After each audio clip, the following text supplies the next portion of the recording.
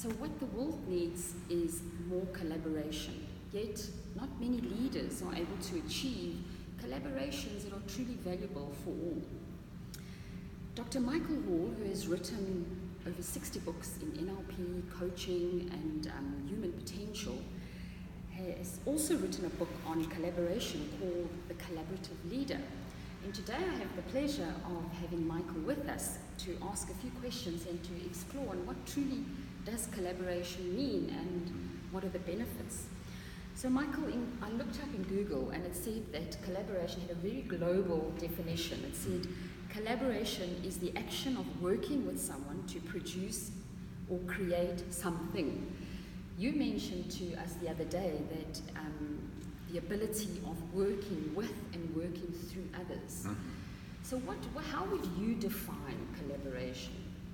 Well, there's a number of ways of defining collaboration. So first of all, it is working with someone. That means coordinating our schedule. Okay. If we can't even coordinate our schedule.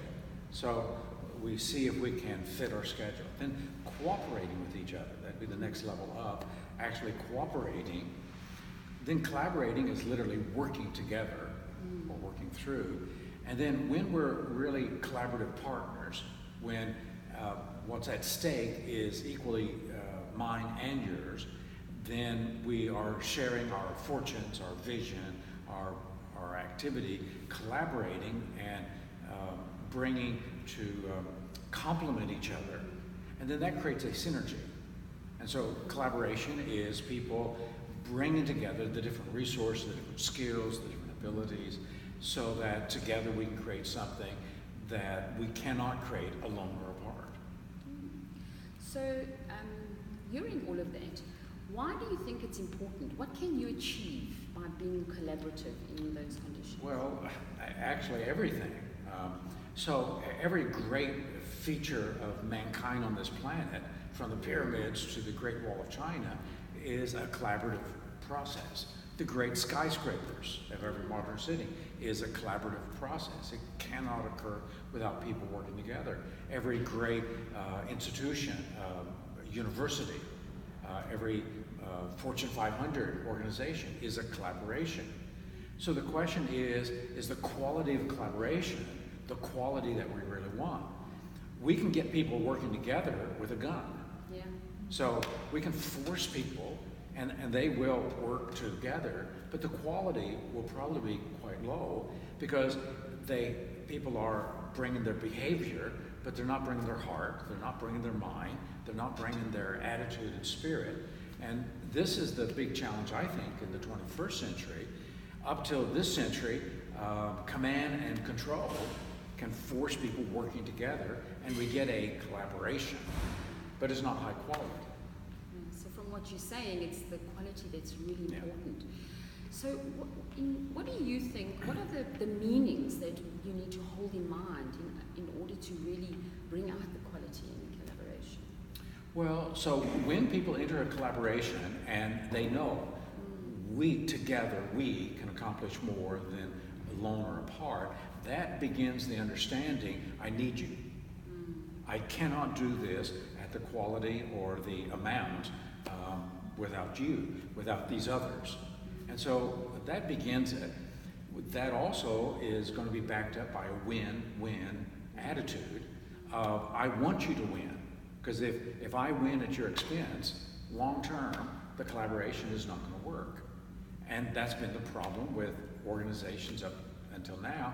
And inside of organizations, when you have a silo mentality, you've got a win-lose mentality. Yeah. And so we've got to do a lot of changing that way if we're going to have collaboration in an organization and if we're going to have collaborative leadership. So what, in your experience, what gets in the way of collaboration? Well, lots of things. Ego is the big one. Okay. You know, I want it my way. You want it what?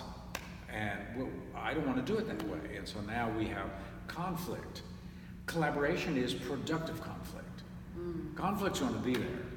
We're not going to eliminate people having differences of views, styles, ways of doing things, even values. But we can have productive conflict. So out of the productive conflict, really hearing each other, listening to each other, understanding each other, we can now create a resolution that's a win-win for everybody. So two things come to mind as I'm listening to you. From my experience, it's really important, and that is one, collaboration in terms of going into a partnership where you really need each other for both one, as you said, in a business format. And the other one is collaborative leader that is leading his a group or a team of people, and you want to collaborate with them. So in terms of collaborating in a partnership where for the idea is a joint business, I'm assuming that sometimes the fear of competing with each other gets in the way. Okay. And what do you say about that? How can we, with the true meaning of collaboration, help with that? Well, yeah, fear's the big one. So I'm afraid you're going to get more than I'll get. I'm afraid that you'll take credit. I'm afraid that you'll take my intellectual property. Yeah. So fear, fear, fear. So all these fears. So Edwards Demings on quality control said we've got to eliminate fear from organizations. Well, eliminating fear, you do that by creating safety. Yeah. You create safety when there's trust. And so trust and trustworthiness is the foundation, integrity, that what I say I do, and you can count on me being true to my word. And if I can't do what I say, I let you know, and I make adjustments. So now we'll go back to people developing. So if we're going to have collaboration, we've got to have some mature people. Yeah. People growing up and getting out of the 7th grade mentality. Mine is better than yours, and I'm faster, stronger, smarter than you. So once we get out of that competition, and we put competition under collaboration, now we compete in order to bring out the best in each other, not to beat each other. So what are some of the frames you need to have in order to do that? Well, that the best competition, the collaborative competition, is inside of, we all play by the same rules.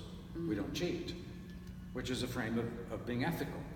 A frame that how we treat each other is as important as what we produce and get from this partnership. And in terms of being a collaborative leader, what would be some of the principles that you think are important? So up until the 20th century, no one ever thought about leadership being collaborative. Leadership was being the boss. Leadership was being the military general. Leadership was command and control. So up until the 20th century, no one even supposed that there was any other thing than command and control.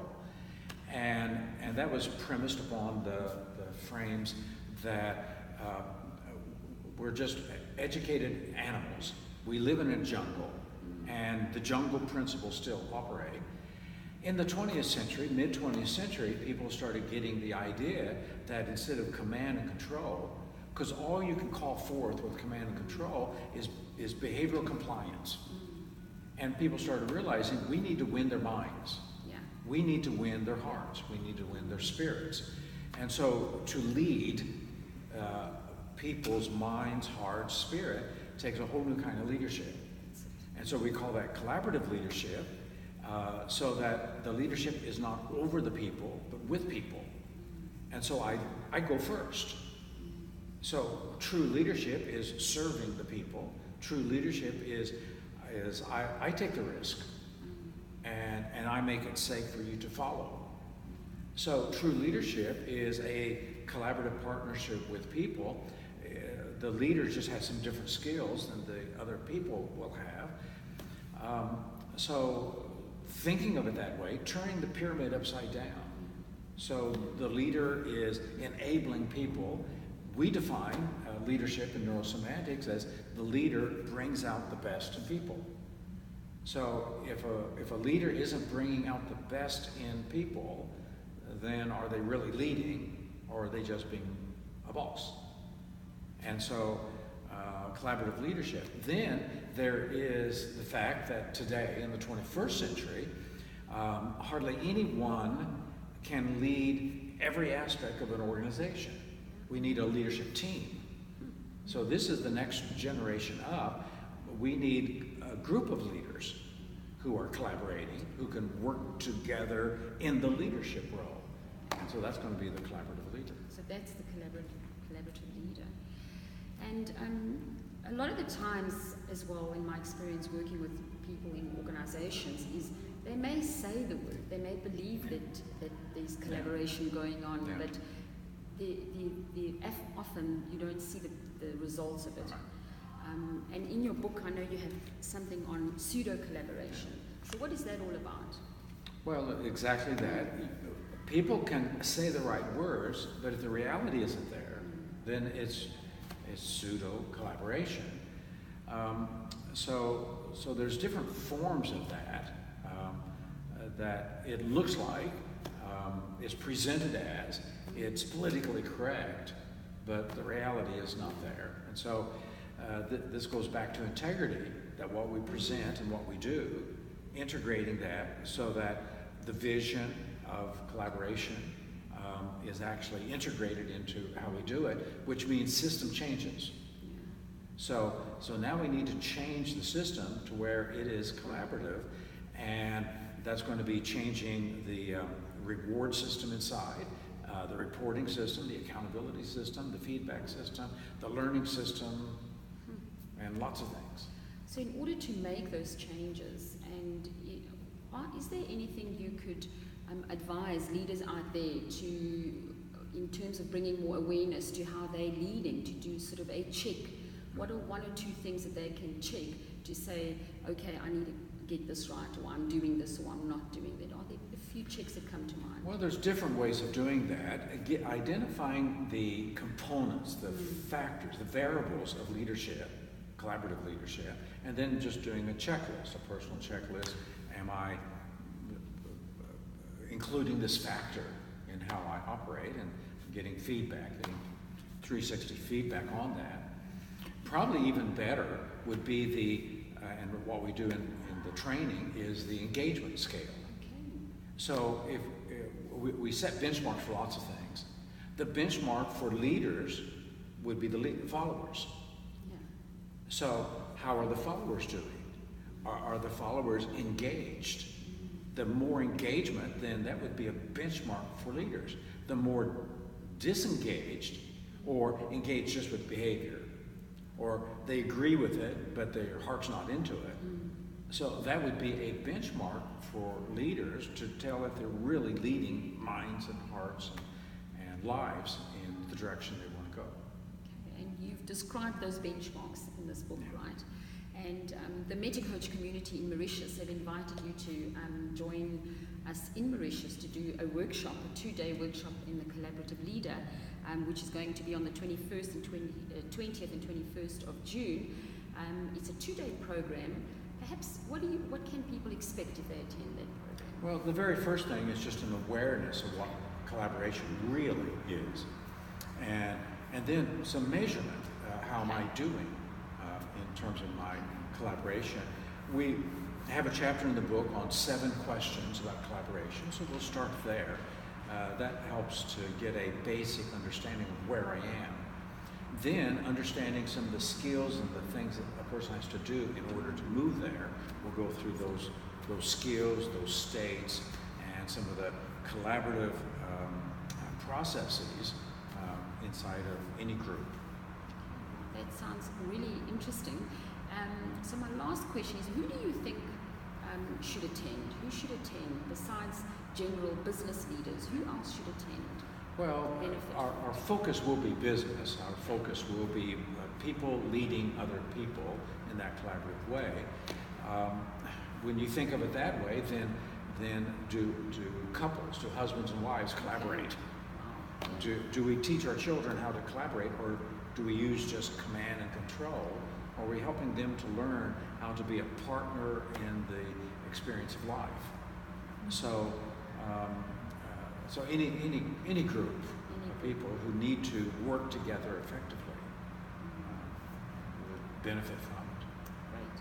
Thank you very much, Michael.